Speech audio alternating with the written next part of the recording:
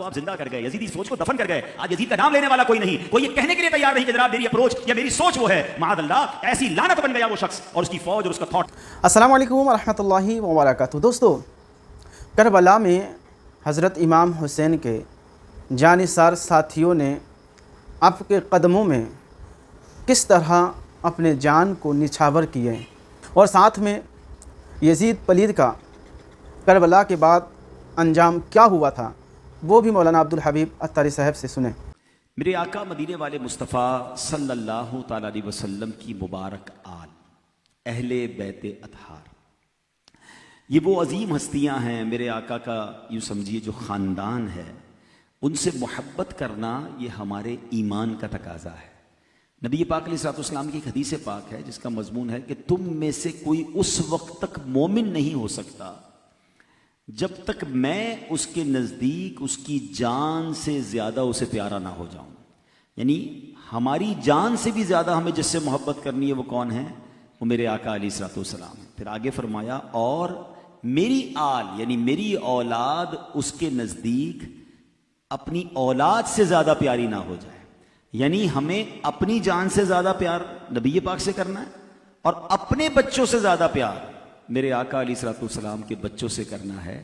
یہ میرے اور آپ کے ایمان کا تقاضا ہے. تو بھی کلیئر ہو جائیں اس میں کہ پیارے آقا کی فیملی سے, نبی پاک کی آل سے ہمیں دل و جان سے محبت کرنی ہے. اور یہ خاندان بھی کیسا ہے اور ان کے فضائل کیسے ہیں کہ سبحان اللہ, مولا علی شیر خدا کرم اللہ تعالی وجہ الکریم, ٹھیک ہے, جو کہ شیر خدا بھی ہے, اور نبی پاک فرماتے اے علی تم میرے بھائی ہو.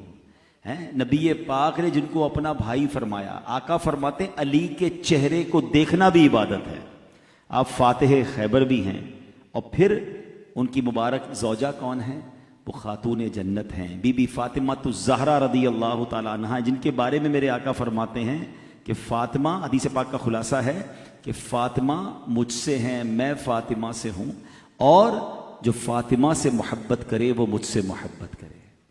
اب ذرا غور کیجئے گا کہ یہ کیسی مرتبہ. اور بی بی فاطمہ کے فضائل میں یہ بھی فرمایا کہ جنتی عورتوں کی سردار خاتون جنت بی بی فاطمہ ہے. آپ اس گھرانے کا ذرا اسٹیٹس سمجھیے. اور پھر ان کی مبارک اولاد کون ہیں؟ امام حسن ہیں, امام حسین ہیں. میرے آقا حسنین کریمین سے کتنا پیار فرماتے, ان کو فرماتے میرے دونوں پھول ہیں, اور ان کو باقاعدہ پھولوں کی طرح اسمیل بھی کیا کرتے تھے. اور سبحان اللہ اپنے کاندھوں پر سواری کرواتے ہیں, اور میرے آقا فرماتے یہ جنتی نوجوانوں کے سردار ہیں. اب ذرا سوچئے, بچے جنتی نوجوانوں کے سردار, والدہ جو ہیں وہ جنتی عورتوں کی سردار, اور ان کے والد کون ہیں؟ وہ مولا علی شیر خدا کرم اللہ تعالی وجہ الکریم. آقا فرماتے میں علم کا شہر ہوں, علی اس کا دروازہ ہے. فضائل کتنے, یہ خاندان کتنا کرم والا ہے.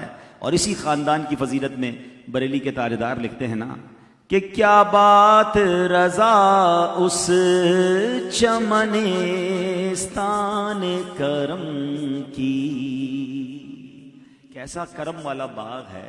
اور باغ کیوں کہا؟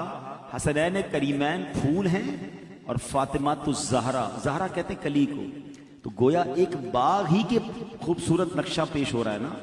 تو لکھتے ہیں اعلیٰ حضرت کیا بات رضا اس چمنستان کرم کی, زہرا ہے کلی جس میں حسین اور حسن پھول,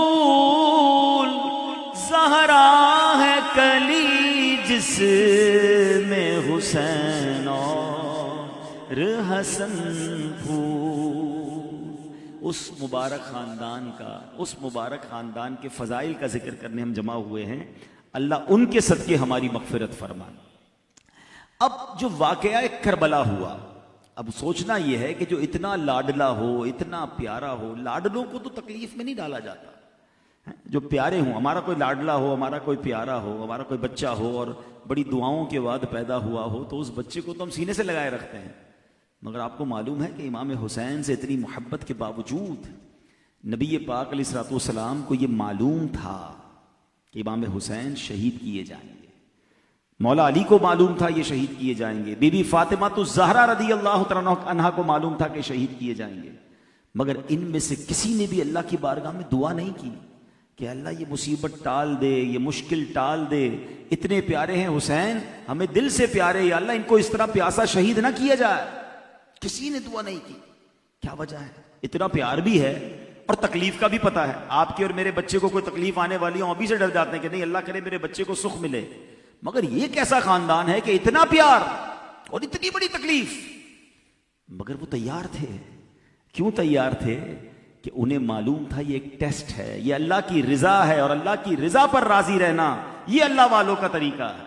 شاعر لکھتے ہیں نا کہ زباں پر شکوے رنجو علم لایا نہیں کرتے، زباں پر شکوے رنجو علم لایا نہیں کرتے، نبی کے نام لیوا غم سے گھبرایا نہیں کرتے.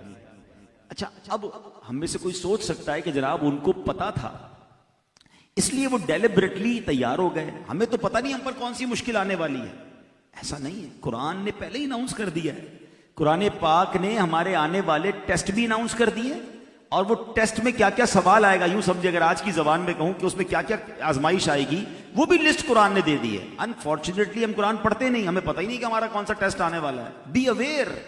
ہاں، میں جو ابھی آیت تلاوت کروں گا اور اس میں لسٹ گنواؤں گا، ان میں کئی لوگ اس وقت ٹیسٹ سے گزر رہے ہوں گے. کوئی نہ کوئی ٹیسٹ چل رہا ہوگا آپ کا، یا کسی کا پچھلے دنوں ہو چکا ہوگا، یا کوئی تیار رہے تھوڑے دنوں بعد آنے والا ہے. تو جس کو پہلے ہی پتا ہے میں نے یہ ٹیسٹ دینے ہی ہیں، پھر بندے تیار رہتا ہے کہ ہاں میں نے دینے ہیں. مثال کے طور پہ اگر آپ نے کوئی ویکسینیشن کروانی ہے تو آپ کو پتا ہے میں نے کچھ دنوں بعد فلاں انجیکشن لگانا ہے، تو اب آپ ذہنی طور پہ تیار ہو جاتے ہیں. تو آپ بی اویئر رہے نا، تیار رہیں. کیا کہتا ہے قرآن؟ بسم اللہ الرحمن الرحیم. اللہ کا پاک کلام فرماتا ہے وَلَنَبْلُوَنَّكُمْ بِشَيْءٍ. اب لسٹ سنیے گا. من الخوف والجوع والنقص من الاموال والانفس والثمرات. 5 ایک طرح سے سمجھ لیں کوسچنز ہیں، 5 سوالات ہیں، 5 آزمائشیں ہیں جو اللہ کیا فرماتا ہے وَلَنَبْلُوَنَّكُمْ بِشَيْءٍ. ہم ان قریب تمہیں آزمائیں گے. It means be ready. کن چیزوں سے؟ خوف سے، جو بھوک سے، من الخوف والجوع والنقص من الاموال. تمہارے مال خراب ہو جائیں گے، بزنس میں پرابلم آئے گا، کبھی ہم کوئی سامان منگواتے ہیں وہ خراب ہو جاتا ہے، کنٹینر خراب ہو جاتا ہے، کوئی بزنس آئٹم ڈسٹرب ہو جاتی ہے. پھر فرمایا والانفس والثمرات. انفس یعنی ہمارے جسموں میں پرابلم آئے گا، اچانک بیماری آ جاتی ہے، اچانک کوئی ٹینشن آ جاتی ہے، بندہ کہتا ہے بالکل ٹھیک تھا یار یہ کیا ہو گیا، یہ ٹیسٹ پہ خرابی کیسے آ گئی، ڈاکٹر کہتا ہے یہ بیماری آ گئی، اچانک کوئی وائرس آ گیا. It will be the part of your life. اور آگے فرمایا اب پھلوں کی کمی سے. اب یہ جو باغ لگاتے ہیں ہمارے کھیتی باڑی کرنے والے بھائی ہیں، بہت بڑی تعداد ہے نا ان کی بھی، تو کسی کی فصل خراب ہو جاتی ہے، کسی کی جناب آنے والی کراپ خراب ہو جاتی ہے. تو یہ وہ تمام چیزیں ہیں جن سے مجھے اور آپ کو آزمایا جائے گا. آزمائش سے بچتا کوئی نہیں ہے. یہ بھی ایک آج سمجھ لیجئے، سینیریو سمجھ لیجئے. ہمیں ایسا لگتا ہے کہ یار میں دکھی ہوں نا، باقی سارے خوش ہیں. کسی کو مسکراتا دیکھتے نا ہمیں لگتا ہے مجھے دیکھو کتنا پرابلم ہے، بیماری بھی چل رہی ہے، گھر میں بھی مسائل ہیں، کاروبار بھی ڈیفیکلٹ ہے، اور یہ کتنا ہنس رہا ہے. جناب ہر بندہ جو مسکرا رہا ہے ضروری نہیں اس کے ساتھ کوئی ٹینشن نہ ہو. ہاں، اور یہ ہونا بھی یہی چاہیے. مگر مجھ پر کوئی ٹینشن ہے تو میں کسی اور کو بتاؤں بھی کیوں؟ ہر مسکراتے چہرے کی الگ پیچھے کہانی ہے. ایک بات آج آپ سمجھ لیں، ہر بندے کی الگ پرابلم ہے. غریب کے پرابلم الگ ہیں، امیر کے مسائل الگ ہیں. ٹھیک ہے نا؟ مزدور کے پرابلم الگ ہیں، سیٹھ کے پرابلم الگ ہیں. جو امپلائی ہے، جاب کرتا ہے، اس کی پرابلم الگ ہیں. جو بزنس کرتا ہے اس کے مسائل الگ ہیں. جس کو کوئی نہیں جانتا اس کے مسائل اور ہیں، جس کو دنیا جانتی ہے اس کے مسائل اور ہیں. ہر کسی کو کچھ نہ کچھ ایشو ہے. اب اس کے مسائل الگ ہیں. آپ کو لگے گا میرے والا تو نہیں ہے نا، آپ والا نہیں، اس کے بعد کچھ اور ہے، اور ایسا ہے جس میں وہ بھی پریشان ہے. لیکن قرآن نے جب لسٹ بتائی نا تو آگے اس کا رزلٹ بھی بتایا. کیا فرمایا؟ وَبَشِّرِ الصَّابِرِينَ. خوشخبری ہے صبر والوں کے لیے. تو اب عقل مند پتہ ہی کون ہے کہ ہم اپنے اندر یہ الارم سسٹم لگا لیں کہ جیسے ہی کوئی بیماری آئی، کوئی کاروبار میں ڈیفیکلٹی آئی، کوئی بچوں میں پرابلم ہوا، کوئی میری ذات میں پرابلم ہوا، اچانک کوئی آزمائش آئی نا، تو سمجھ جاؤ ٹیسٹ شروع ہو گیا ہے. اور میں نے اس ٹیسٹ کو پراپر طریقے سے گزارنا ہے، کامیاب ہونا ہے صبر کے ساتھ، کیونکہ اللہ نے پھر خوشخبری تیار کر رکھی ہے. ہاں، اب ذرا غور کریں اس آیت کے تحت، اس سینیریو میں ہم کربلا کے واقعے کو دیکھتے ہیں. ایسا لگتا ہے کہ کربلا میں یہ ساری باتیں جمع کر دی گئی. مجھ پر، آپ پر، ان 5 میں سے کوئی ایک آدھی چیز یا 2 چیزیں آ جاتی ہیں. اب کربلا میں کیا تھا؟ وہ خوف بھی تھا، وہ بھوک بھی تھی، وہ بیماری بھی تھی، حضرت عابد بیمار بھی تھے، جان کا خطرہ بھی تھا. یعنی کیا نہیں تھا ادھر. ساری چیزیں جمع ہو گئیں. اللہ اکبر. اور اس کے بعد وہ اس خوبصورت خاندان نے کیا کیا؟ سب صبر سے گزارا. اور آگے کیا ہوا؟ وبشر الصابرین. خوشخبری کیا ملی انہیں شہادت بھی ملی اور پوری دنیا کے مسلمانوں کے دلوں پر راج بھی ملا. بھائی یہ یزید والے تو راج چاہتے تھے نا، قبضہ چاہتے تھے، حکومت چاہتے تھے. آج چونکہ یہ ہمارا بیان کربلا کے بعد 10 محرم گزر چکی ہے تو میں تھوڑا اس کے بعد کی بھی آپ کو باتیں بتاتا ہوں کہ ان کا اصل مطمع نظر، اصل ٹارگٹ تو حکومت لینا تھا، حکمرانی کرنی تھی، موج مستی کرنی تھی. اور ایک فلسفہ لے کر آئے تھے کہ جناب ہم ساری جو حکومت ہے اس کے اندر بے حیائی کو پھیلا دیں گے، اسلام کی چیزوں کو ختم کر دیں گے، اسلامی اقتدار کا بیڑا غرق کر دیں گے. کیا کامیابی ملی انہیں؟ آج بھی دنیا میں اگر فلسفہ باقی ہے تو حسین کا فلسفہ باقی ہے. آج بھی دلوں پر حکومت ہے تو امام حسین کی حکومت ہے. بظاہر تو کربلا کے میدان میں امام حسین شہید ہو گئے. اب اگر آج کے زمانے کی میں بات کروں، ینگسٹر بیٹھے ہیں آج کل، پچھلے دنوں 2-3 جنگیں ہوئی ہیں، تو ان جنگوں کو ہم کس طرح اپنی نظر سے دیکھتے ہیں کہ یار کتنے جہاز کس ملک کے گرے، اچھا کس ملک کے کتنے ٹینک تباہ ہوئے، کس ملک کے کتنے فوجی اڈے تباہ ہوئے، اچھا کس ملک کے کتنے لوگ مارے گئے. اب اس سے کیلکولیٹ کرو کہ کون جیتا کون ہارا. یہی طریقہ ہے نا، کتنے بم گرائے تو کتنے میزائل گرائے تو کم. یہی چل رہا تھا پچھلے دنوں میں. آج دنیا اعداد و شمار سے فیصلہ کرتی ہے کہ کون جیتا. کربلا کا فلسفہ بڑا نرالا ہے. بظاہر تو کوئی بھی نہیں بچانا ہے. امام زین العابدین تھے، بتایا جاتا ہے حضرت حسن مصنع، وہ باقی تو سارے شہید ہو گئے. یعنی دیکھا جائے اعداد و شمار کے لحاظ سے تو امام حسین کے قافلے والوں نے تو بڑا لاس اٹھایا. یزیدی تو بڑی تعداد میں زندہ واپس گئے. لیکن جناب یہ آپ کی کیلکولیشن بتاتی ہے کہ امام حسین کے قافلے والوں نے بڑا لاس اٹھایا. ایسا ہوا نہیں. نتیجہ کیا نکلا؟ اس قربانی کا نتیجہ یہ نکلا کہ قتل حسین اصل میں مرگ یزید ہے. شہید امام حسین ہوئے مگر مر یزید گیا. شہید امام حسین ہوئے مگر جو سوچ یزیدی تھی وہ دفن کر دیا آپ نے کربلا کے میدان میں. رہتی دنیا کو یہ پیغام دیا کہ باطل کے آگے سر نہیں جھکانا ہے. اگر میرے امام سر جھکا لیتے تو ساری دنیا کے مسلمان بعد میں کہتے جب امام حسین کمپرومائز کر سکتے ہیں تو جناب ہم بھی باطل سے بات کر لیتے ہیں، ہم بھی برائی کے کام میں ساتھ دے دیتے ہیں. اللہ اکبر. میرے امام نے ایک ایسی سوچ رہتی دنیا کو بتا دی اور نتیجہ کیا نکلا کہ قتل حسین اصل میں مرگ یزید ہے. اسلام زندہ ہوتا ہے ہر کربلا کے بعد. اسلام کو آپ زندہ کر گئے، یزیدی سوچ کو دفن کر گئے. آج یزید کا نام لینے والا کوئی نہیں، کوئی یہ کہنے کے لیے تیار نہیں کہ جناب میری اپروچ یا میری سوچ وہ ہے. معاذ اللہ، ایسی لعنت بن گیا وہ شخص اور اس کی فوج اور اس کا تھاٹ، اور ایسی سوچ دے گئے امام حسین کہ ہر مسلمان یہ کہنے میں فخر محسوس کرتا ہے کہ میں حسینی ہوں. تو یہ بات سمجھنی ہے کہ اعداد و شمار بے شک کچھ کہیں، حق کا ساتھ دینا اور حق کے لیے قربانی دینا یہ بندے کو کیسا عروج عطا فرماتا ہے. اب میں ذرا تھوڑا سا یہ بتاتا ہوں کہ یزیدیوں کا بنا کیا، جنہوں نے اتنا بڑا ظلم کیا، اینڈ آف دا ڈے حاصل کیا ہوا. ہاں، صرف 3.5 سال کے بعد یزید ایک ایسی موت مرا، اتنی گندی موت مرا کہ اس کو ایک ایسی بیماری لگ گئی کہ وہ پانی پیتا تھا تب بھی تڑپتا تھا، نہیں پیتا تھا تب بھی تڑپتا تھا. جسم سے عجیب عجیب قسم کی بدبو آنے لگی. اس کا بیٹا جب اس کے آخری وقت میں بیٹے کو اس نے بلایا کہ بیٹا ایسا کرو کہ میرے بعد میری سلطنت کو تم نے سنبھالنا ہے، وہ بیٹا چیخ مار کر کہتا ہے کہ ایسی منوس سلطنت پر میں لعنت بھیجتا ہوں کہ نواسائے رسول کو شہید کر کے تم نے جو سلطنت حاصل کی ہے میں اس سلطنت پر نہیں بیٹھنا چاہتا. اب اپنے بیٹے کی جب اس نے باتیں سنی کہ میں اسے تخت آفر کر رہا ہوں اور یہ ٹھکرا رہا ہے اس تخت کو کہ یہ تخت تو امام حسین اور ان کے خاندان کو شہید کر کے تم نے حاصل کیا، میں ایسی حکومت پر نہیں بیٹھنا چاہتا. اس کا صدمہ اور بڑھ گیا اور اسی طرح تڑپ تڑپ کر اس نے جان دی. اس کی باڈی سے اتنی بدبو نکلتی تھی کہ کوئی قریب جانے کے لیے تیار نہیں تھا. بمشکل اس کو دفن کیا گیا. کہاں گیا اس کا زور، کہاں گیا اقتدار؟ 3.5 سال کے اندر وہ مارا گیا. اب جناب باقی جو کربلا کے ساتھ، جو کربلا والوں کے ساتھ زیادتی کرنے والے لوگ تھے، ان کے ساتھ بھی بڑا عجیب معاملہ ہوا. میرا رب چاہے تو ظالم کے ذریعے ظالم کا انجام کر دیتا ہے. اب ہوا کیا؟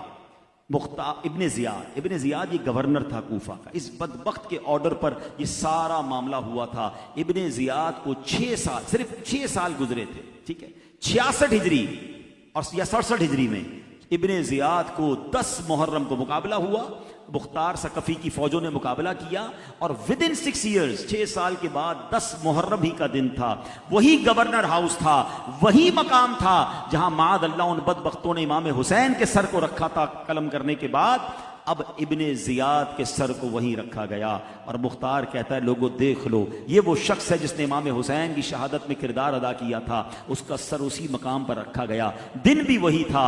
استغفر اللہ۔ پھر ایک واقعہ یہ ہوا کہ ایک شور مچ گیا، آ گیا، اور لوگوں نے دیکھا کہ ایک سانپ آیا ابن زیاد کے اس کٹے ہوئے سر کے اندر، کبھی ناک میں داخل ہوتا ہے، کبھی منہ میں داخل ہوتا ہے۔ اللہ اکبر۔ اس ضلالت کے ساتھ یہ سارے کے سارے مارے گئے۔ مختار ثقفی نے پھر یہ آرڈر دیا کہ جتنے وہ لوگ ملے جنہوں نے کربلا میں امام حسین کی شہادت میں کردار ادا کیا تھا، انہیں پکڑ کر مارا جائے۔ اب جناب ان کو سب کو سر قلم کیے گئے، اور بڑی ان کو جناب عبرتناک سزائیں ملیں۔ تو پتہ یہ چلتا ہے کہ جناب جس مال کے لیے، جس اقتدار کے لیے، جس حکومت کے لیے سب کچھ کیا گیا تھا، انہیں کچھ بھی نہیں ملا، اور سب کے سب ذلت کے ساتھ مارے گئے۔ تو پتہ یہ چلا کہ لالچ کا انجام، ظلم کا انجام، وہ جناب بڑا خطرناک ہے۔ وہ شاعر لکھتے ہیں نا، وہ تخت ہے کس قبر میں، وہ تاج کہاں ہے، وہ تخت ہے کس قبر میں، وہ تاج کہاں ہے، اے خاک بتا زور یزید آج کہاں ہے۔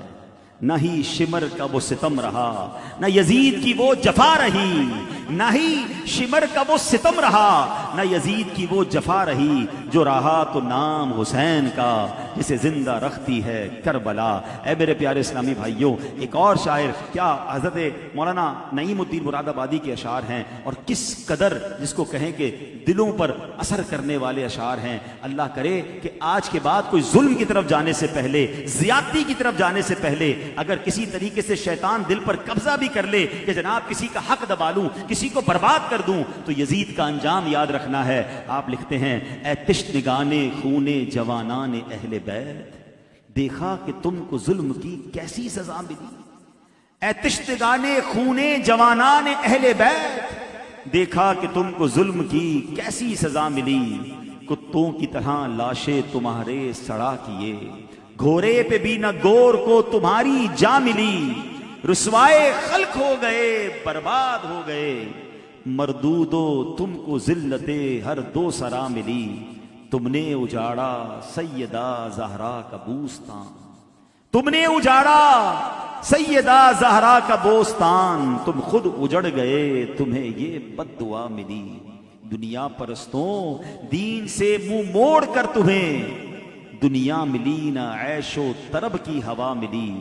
آخر دکھایا رنگ شہیدوں کے خون نے، سر کٹ گئے امان تمہیں ایک ذرا ملی۔ اب آگے مقطع سنے، وہ کہتے ہیں، پائی ہے کیا نعیم انہوں نے ابھی سزا۔ یہ جو ان کو کاٹا گیا نا، ان کو مارا گیا، ان کو جس طرح روندا گیا، کہتے ہیں یہ ابھی کوئی سزا نہیں ہے، ابھی تو ملنی ہے۔ پائی ہے کیا نعیم انہوں نے ابھی سزا، دیکھیں گے وہ جہیم میں جس دن سزا ملی۔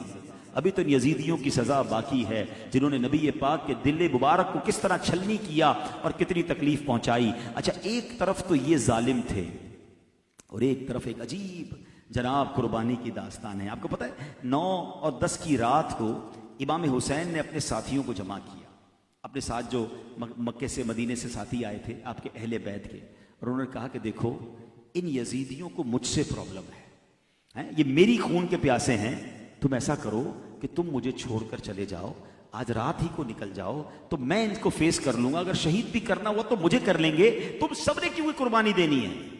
اللہ اکبر۔ وہ خاندان کے لوگ، وہ نوجوان ینگ بلڈ، پتہ ہے کیا کہتے ہیں؟ کہتے حضور آپ کے بعد زندہ رہنے کا فائدہ کیا ہے؟ ہم آپ کے ساتھ آئے ہیں، ہمارا جینا بھی آپ کے ساتھ ہے، ہمارا مرنا بھی آپ کے ساتھ ہے۔ ایک ساتھی کھڑے ہو کے کہتے ہیں حضور اگر ویسے تو یہ دنیا فانی ہے، مرنا ویسے ہی ہے، لیکن اگر حضور زندگی فانی نہ ہوتی، ہم ہمیشہ رہنے والے ہوتے، یہ دنیا بھی ختم ہونے والی نہ ہوتی، یہ دنیا بھی ہمیشہ رہنے والی ہوتی، اس کے مقابلے میں پھر بھی آپ کے قدموں پر شہید ہونا ہی پسند کریں گے۔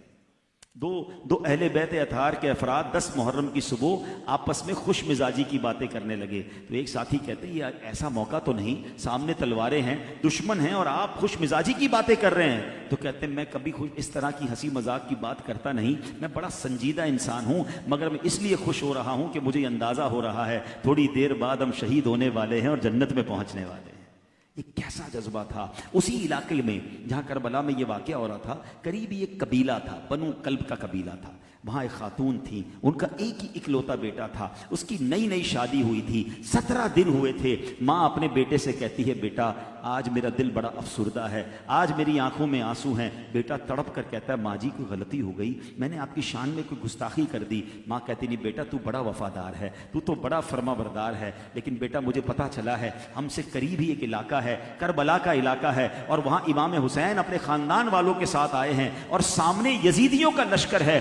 बेटा मेरा दिल बहुत बेताब है, काश मेरे अंदर ताकत होती, मैं जाकर इमाम हुसैन के उन दुश्मनों के आगे खड़ी होकर अपनी जान कुर्बान कर देती। मेरे पास एक तू ही मेरा बेटा है, क्या बेटा ऐसा हो सकता है कि आज मेरी लाज रख ले, जो मैंने तुझे दूध पिलाया बेटा उसकी लाज रख ले, कि इमाम हुसैन और अहले बैत के कदमों पर जाकर दुश्मन इससे पहले के तलवार उठाकर मेरे इमाम की तरफ बढ़े, उनके खानदान वालों को जख्मी करें। ऐ मेरे बेटा तू उनकी सिपर बनकर अपने लिए अपना सीना पेश कर दे, अपनी जान उनके कदमों पे कुर्बान कर दे। अल्लाह अकबर। जब माँ से अहले बैत की मोहब्बत का ऐसा पैगाम और ऐसा दर्स मिलता है, उस दूल्हे का नाम था हजरत वहाब रहमतुल्लाहि ताला अलैह। 17 दिन हुए हैं शादी को। कहता है माँ जी बिल्कुल ठीक है, आपने कह दिया, मैं अहले बैत पर जान कुर्बान करने के लिए तैयार हूँ, मगर मुझे थोड़ी सी इजाजत दीजिए, मैं अपनी बीवी के पास, अभी नई नई शादी हुई है, उसने मेरे साथ उम्मीदों के बंधन बांधे हैं, उसकी बड़ी तमन्नाएं मेरे साथ हैं, एक आखिरी मुलाकात उससे कर लूं। अब माँ कहती है अल्लाह अकबर। माँ भी कैसी,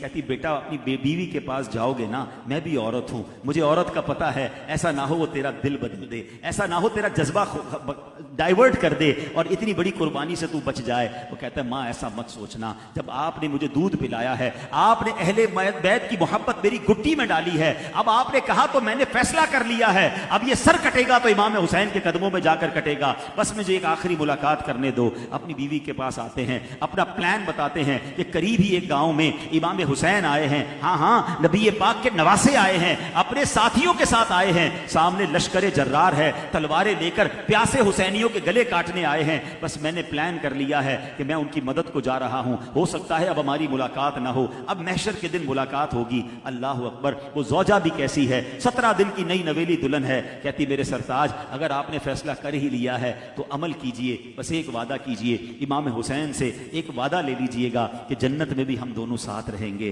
अल्लाह अकबर। ये अब चलता है 17 दिन का जवान दूल्हा, वो तलवार लेकर, माँ भी साथ है, बीवी भी साथ है, पहले जाकर इमाम हुसैन की दस्तबोसी करते हैं और कहते हैं हुजूर हम करीबी गांव में रहते हैं, आप पर जुल्म और सितम की जफाकारियां हो रही हैं, आप कई दिनों से प्यासे हैं, हुजूर मेरी माँ ने कहा है कि मैं आपसे पहले यजीदियों का मुकाबला मैं करूंगा और शहादत हासिल करूंगा। एक वादा मेरी बीवी चाहती है कि हुजूर अगर मुझे आज शहादत मिल जाए तो मैं और मेरी बीवी जन्नत में साथ रहें। इमाम हुसैन फरमाते हैं कि मैं अपने नाना जान से तुम्हारी शफाअत करवाकर तुम्हारी बीवी को जन्नत में तुम्हारे साथ दाखिल कर दूंगा। अल्लाह अकबर। ये जन्नती नौजवानों के सरदार थे, इनका वादा काफी था, बीवी भी बैठी है, माँ भी बैठी है। अब ये मंजर जरा ज़हन में लाइएगा कि 72 हुसैनी हैं और उसके साथ इनकी बीवी और वालदा बैठी हैं और ये नौजवान तलवार लेकर घोड़सवारी करते हुए यजीदियों के लश्कर में घुस जाते हैं। तलवार चलाते चलाते कई यजीदियों के सर उड़ाए, बड़ी बहादुरी से लड़े और आखिरकार जख्मों से चूर चूर होकर जब वापस इमाम हुसैन की तरफ आते हैं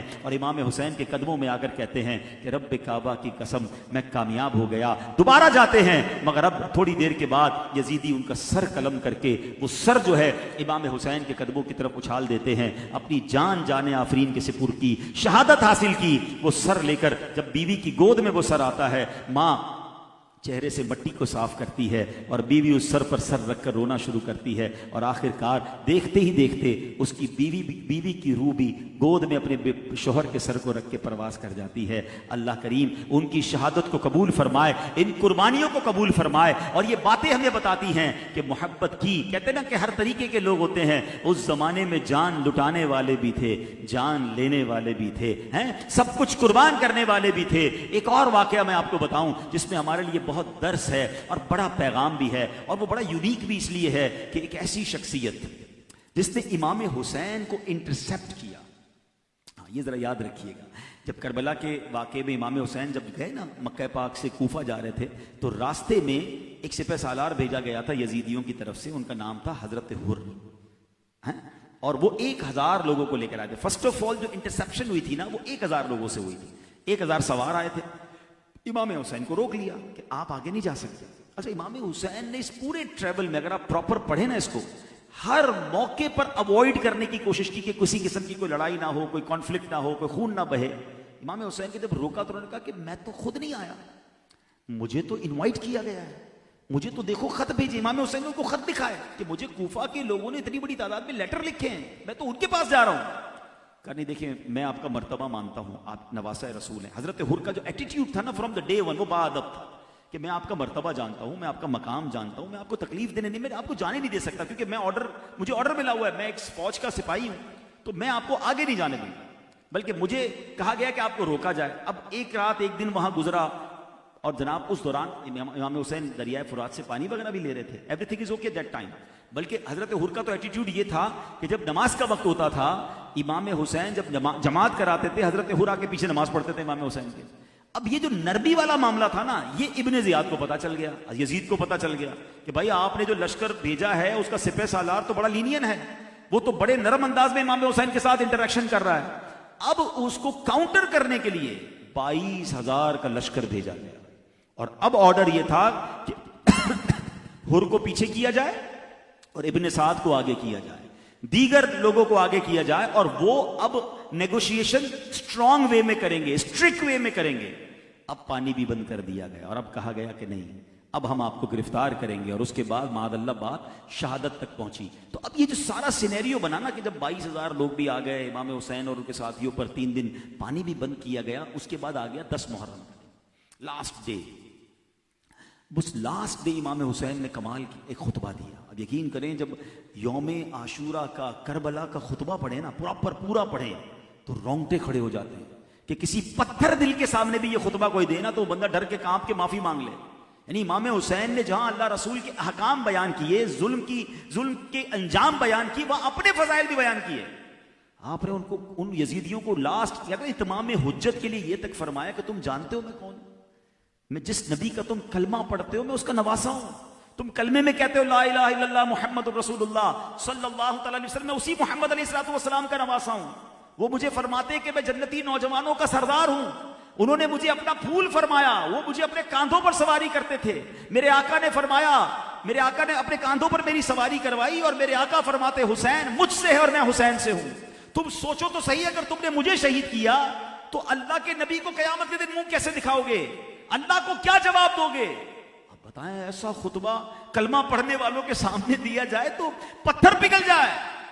مگر وہ ایسی لالچ تھی, وہ ایک ایسا جبر تھا, ایک ایسی جس کو کہیں کہ ہوس تھی کہ اتنے بڑے عظیم خطبے کے بعد بھی پتہ ہے یزیدی کی طرف سے کیا جواب آیا کہ بس آپ نے اپنی بات پوری کر لی, اب کسی کو بھیجیے لڑائی کے لیے, بہت ہو گیا. معاذ اللہ گستاخی پر گستاخی, یعنی ان کے دل پر اثر ہی کچھ نہیں کر رہا تھا. مگر جو حضرت حر تھے نا وہ کانپ رہے تھے, شیورنگ. اب ان کا بھائی انہیں دیکھ رہا تھا کہ حر تمہیں کیا ہو گیا ہے, تم تو بڑے جوان مرد, بڑے بہادر, تم نے تو بڑے بڑے مارکے جیتے ہوئے ہیں, بڑے بڑے جرنیلوں کے سامنے تم نے لڑائی کی, سامنے 72 کا لشکر ہے. اچھا اب امیجن کریں کہ ایک طرف 22,000 لوگ ہوں, گھڑ سوار ہوں, ہتھیار ہاتھ میں ہوں, سامنے 72 میں سے لیڈیز اور بچے تو مائنس کر دیں, تو بچے کتنے لوگ؟ ان تھوڑے سے لوگوں سے ڈر رہے ہو تم, کیا ہو گیا تمہیں؟ حضرت حر نے وہ تاریخی جملے فرمائے کہ مجھے اپنے سامنے جنت بھی نظر آ رہی ہے, دوزخ بھی نظر آ رہی ہے. میں ایسا لگ رہا ہے کہ جنت اور دوزخ کے درمیان کھڑا ہوں. میں اس لیے کانپ رہا ہوں کہ اگر میں نبی پاک کے نواسے سے لڑائی میں شامل ہو گیا تو میری بربادی میں بچ کیا جائے گا, میں کیسے ان کے سامنے ہتھیار اٹھا سکتا ہوں, میرا بنے گا کیا؟ اب یہ گفتگو ہو رہی تھی, اور کہتے ہیں نا زندگی کا کوئی ٹرننگ پوائنٹ آتا ہے, ان کی قسمت جاگ اٹھی. امام حسین نے ایک اعلان کیا, اسی موقع پر امام حسین نے خوبصورت صدا لگائی کہ ہے کوئی جو اپنی جان آل رسول پر قربان کرے. بس امام حسین کی زبان سے جملہ نکلنا تھا, اور حضرت حر نے ڈیسائیڈ کر لیا. یزیدی لشکر میں کھڑے ہیں, گھوڑے پہ بیٹھے ہیں, اپنا گھوڑا دوڑایا اور ڈائریکٹ امام حسین کی بارگاہ میں آ گئے. اچھا یہاں یزیدی فوجیوں کی طرف سے چیخیں بلند ہوئی کہ حر کو کیا ہو گیا, اور امام حسین کے قدموں میں جا کر پہلے تو کہتے حضور مجھے معاف کر دیں، میں ہی وہ تھا جس نے آپ کو روکا تھا، سب سے پہلے میں نے آپ کو واپس نہیں جانے دیا، کیا مجھے آج کے دن معافی مل سکتی ہے؟ اللہ اکبر، یہ ایسا دربار ہے۔ امام حسین وہ شخصیت ہیں، یہ اس نبی کے نواسے ہیں جو جانی دشمنوں کو معاف کر دیا کرتے تھے۔ امام حسین نے نبی پاک کی سنت ادا کی، فرمایا میری طرف سے تمہیں معاف ہے۔ اب وہ کہتے ہیں حضور ایک اور اجازت چاہیے کہ آج مجھے آپ کی طرف سے لڑتے ہوئے، میرے ہی آئے ہوئے یزیدیوں سے مقابلہ کرتے ہوئے اپنی جان دینی ہے۔ حضور کوئی تلوار پہلے آپ کی طرف نہیں اٹھے گی، پہلے میں یزید کی لشکر سے ہر جا کے لڑائی کرے گا۔ اللہ اکبر، امام حسین نے اجازت دی اور دنیا نے یہ نقشہ دیکھا کہ وہ سپہ سالار، وہ شخص جس نے آ کر امام حسین کو کربلا میں پہلے روکا تھا، اب حسینی قافلے کی طرف سے یزیدیوں سے لڑ رہا ہے، اور لڑتے لڑتے وہ اس قدر زخمی ہوئے کہ آخری وقت میں جب امام حسین کے قدموں میں آتے ہیں تو نعرہ لگاتے ہیں کہ رب کعبہ کی قسم میں کامیاب ہو گیا، اور حضرت حر کا انتقال ہو جاتا ہے۔ آج بھی کربلا میں جائیں تو آج بھی کربلا کے میدان میں کوفہ کے قریب سبحان اللہ حضرت حر کا مزار موجود ہے۔ آج دنیا انہیں حسینی لشکر کے سالار کے طور پر جانتی ہے۔ اللہ اکبر، بہت خوبصورت میسج ملتا ہے ہمیں اس عظیم واقعے سے کہ لمحے بھر کے ڈیسیشن نے، سوچئے نا اگر یہ سوچتے ہی رہ جاتے کہ جاؤں یا نہ جاؤں، کتنی سوچیں آئی ہوں گی ان کے دماغ میں کہ ان کو یہ تو پتا تھا کہ جب اس طرف چلا جاؤں گا تو وہاں بچنا نہیں ہے، کیونکہ یہاں ہتھیار ہیں، یہاں لوگ ہیں، اٹیک ہوگا تو میں نے شہید ہی ہونا ہے۔ یعنی ادھر شہادت تھی، ادھر حکومت تھی، ادھر موت تھی، اور جناب ادھر دنیا کا مال و دولت، مگر یہ سب جہنم میں لے جانے والا تھا۔ حضرت حر نے فیصلہ کیا، شہادت قبول کی، اور جناب ایسی ابدی نعمتیں حاصل کر لی۔ اب حضرت حر کے واقعے سے مجھے اور آپ کو کیا سیکھنا؟ یہ بڑا اہم بات میں کرنے جا رہا ہوں۔ دیکھیں نا، کئی بار ہم یہ واقعہ کربلا سنتے ہیں، امام حسین کی نیاز بھی کھاتے ہیں، اور ہو سکتا ہے اس محرم میں بھی آپ کا پہلا پروگرام نہیں ہوگا، کئی پروگرامز میں آپ نے شرکت کی ہوگی، مگر ہم نے اس سے سیکھا کیا کہ جناب ایک ٹیچر پڑھاتے پڑھاتے گرتے ہیں دنیا سے اور چلے جاتے ہیں، ایک کرکٹر کھیلتے کھیلتے جوان ہے اور جناب کچھ بھی نہیں، فوراً چلے گئے۔ یعنی اب تو یہ کیمپ، پہلے تو ہم سنتے تھے کہ جناب اچانک موت ہو گئی، کوئی سو گیا تو اٹھا ہی نہیں، چلتے چلتے گر گیا، اب دیکھ رہے ہیں یہ دنیا بتا رہی ہے ہمیں کہ یوں ہے موت، کسی کو پتہ ہی نہیں ہے کہ اگلے منٹ کیا ہونا ہے۔ اللہ ان سب کی مغفرت فرمائے جن کا انتقال ہوا، جو مسلمان ایمان والے تھے، ہم دعا کرتے ہیں ان کے لیے۔ مگر یہ ہم سب کو کیا پیغام مل رہا ہے کہ آگاہ اپنی موت سے کوئی بشر نہیں، سامان 100 برس کا ہے، پل کی خبر نہیں۔ پلیز پلیز آج یہ پیغام لے جائیں کہ مجھے پل کی خبر نہیں ہے، مجھے ہم میں سے کسی کے پاس یہ گارنٹی نہیں کہ آج رات ہم اپنے گھر پہنچ سکیں گے، پہنچ جائیں تو اللہ کی مہربانی ہے، باقی آج رات بھی ہم دنیا سے جا سکتے ہیں، ایسا ہی ہے نا۔ تو جب پتا ہے کہ ہم پل بھر کا پتا نہیں ہے تو پھر توبہ میں دیر کس بات کی ہے؟ یہ کیوں سوچ رہے ہو یار نمازیں شروع کروں گا مگر تھوڑے دنوں بعد، میں حرام چھوڑوں گا مگر تھوڑے دنوں بعد، یار چھوڑنا تو ہے مگر ابھی تھوڑا ٹائم گزار دوں۔ حضرت حر بھی اگر یہی سوچتے رہ جاتے نا تو شاید آج ان کا نام بھی نہ ہوتا۔ انہوں نے رائٹ ٹائم پر فیصلہ کیا اور کہاں پہنچ گئے۔ آج مجھے اور آپ کو بھی فیصلہ کرنا ہے، اگر اس محفل میں آئے ہیں تو آؤ یہ فیصلہ کریں کہ بس میرے امام جن سے مجھے بے انتہا محبت ہے، میں نے بیان کے شروع میں کہا تھا کہ اہل بیت سے محبت یہ ایمان کی تکمیل کے لیے ضروری ہے، اٹس کمپلسری فار اور ایمان۔ تو اگر محبت ہے تو سچی محبت یہ ہے کہ میرے امام نے تلوار کے سائے میں بھی سجدے نہیں چھوڑے، جس وقت شہادت ہوئی کس حالت میں تھے؟ سجدے کی حالت میں تھے۔ بلکہ امام حسین نے ایک اور ریکویسٹ کی تھی for the delay of the war, آپ نے ایک رات پہلے اپنے بھائی حضرت عباس علم بردار سے عرض کی کہ بھائی جان ایک کوشش کیجئے نا کسی طرح یہ جنگ ایک دن ڈیلے ہو جائے، یہ لڑائی ایک دن ڈیلے ہو جائے۔ اب کیوں ڈیلے ہو جائے؟ کچھ وصیتیں کرنی تھی، فیملی کے ساتھ ٹائم اسپینڈ کرنا تھا۔ امام حسین پتہ ہے کیا فرماتے ہیں؟ کہتے بھائی جان آپ کو پتہ ہے مجھے نماز سے کتنی محبت ہے، مجھے تلاوت سے کتنی محبت ہے، مجھے اللہ کی بارگاہ میں دعائیں مانگنے سے کتنی محبت ہے، میں چاہتا ہوں ایک بار اور ایک رات مل جائے جی بھر کر اللہ کی عبادت کر لوں۔ جن کی ساری زندگی عبادت میں گزری ہے انہیں اور عبادت کرنی ہے، اور آج ہم گھروں میں بیٹھ کر نمازیں قضا کر رہے ہیں۔ وہ تلوار کے سائے میں نماز نہ چھوڑیں، میں بیڈ روم میں بیٹھ کے فجر چھوڑوں۔ مجھے بتاؤ نا یہ کتنا برا گھر ہے کہ فجر کا وقت ہو اور گھر میں ایک بندہ بھی فجر کے لیے نہ اٹھے اور کہتے ہیں ہم پنجتن کے غلام ہیں۔ سوچو نا یار، چینج کریں اس کو۔ کیسے منہ دکھائیں گے اب امام حسین کو قیامت کے دن کہ میں نے اور میرے گھر والوں نے کربلا کے میدان میں بھی نمازیں نہیں چھوڑی، اور تم اپنے گھروں میں بیٹھ کر اے سی کمروں میں، پنکھوں میں، قالین والی مسجدوں میں بھی نہیں جاتے تھے۔ پھر آگے امام حسین کے جب سر انور کو اٹھایا گیا نا نیزے پہ، تو اس وقت امام حسین کے منہ مبارک سے تلاوت کی آواز آ رہی تھی، یعنی کٹا ہوا سر ہے، شہید ہو چکے ہیں، کرامت دیکھیں کہ اس وقت بھی تلاوت ہو رہی ہے۔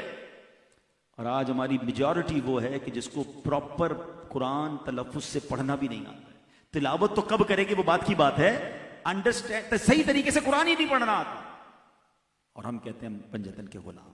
پلیز اب اس بار آئے ہیں نا، کچھ لے کر جائیے، تبدیل کیجیے، اب حسینی طریقے پر آ جائیے۔ یزیدی طریقے پر زندگی اچھی نہیں ہے۔ آپ کہیں گے یار کون یزیدی طریقے پر زندگی گزارتا ہے؟ بھائی ہم حسینی ہیں، بالکل زبانی تو حسینی ہیں، ہونا بھی ایمان کے لیے حسینی ہی ہے، مگر جو انداز زندگی ہے نا، یزید کیا کرتا تھا؟ شرابی تھا نا، شراب کو عام کرنا چاہتا تھا، ناچ گانے ڈھول تماشے، بے حیائی بے پردگی، کیا یہ سب عام نہیں ہے؟